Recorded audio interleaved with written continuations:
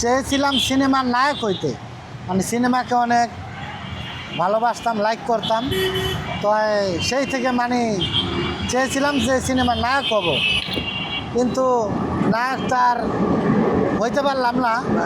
তারপরে একদিন গেলাম, নাচ শিখতে গেছিলাম নাচের ক্লাবে, দয়াগঞ্জ, যাত্রাবাড়ি দয়াগঞ্জ।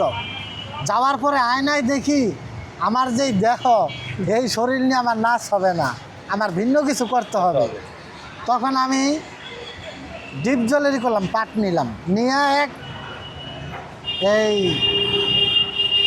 মধুমিতা হলের পিছে পানি উন্নয়ন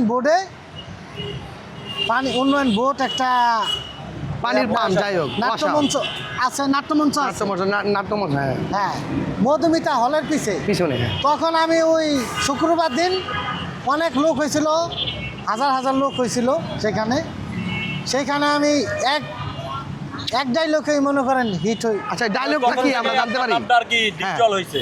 আচ্ছা, এখন আপনি এখানে আমাদেরকে ডিপ জল ভাইয়ের কিছু ডায়লগ শুনান। না, প্রথম যেই ডায়লগটা দিয়ে দাদা ভাইরাল হয়েছে।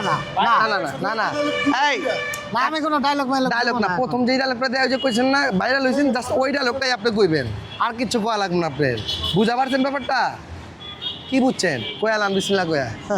আরে হাসেন কা? আসলে ওই টাইমে ওই আর আগেও কিন্তু আমি ভাইরাল হয়েছে আর কি, ওই সময় কিন্তু আমি ভাইরাল হই নাই, কিন্তু মঞ্চে আমাকে মানুষ চিনছে।